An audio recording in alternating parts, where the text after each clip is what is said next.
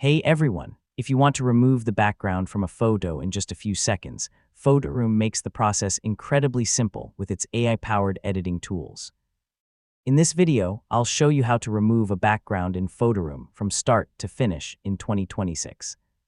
First, open the Photoroom app or visit the Photoroom website and sign in to your account. If you're new to the platform, create a free account and access the editor.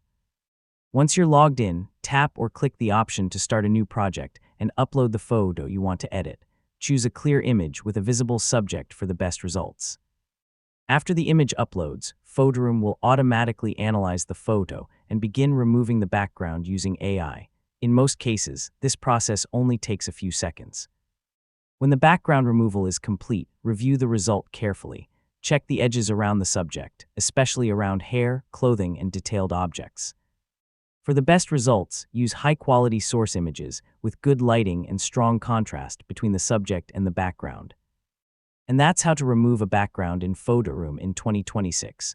With AI-powered background removal, you can create clean and professional images in just a few clicks. Thanks for watching, and I'll see you in the next tutorial.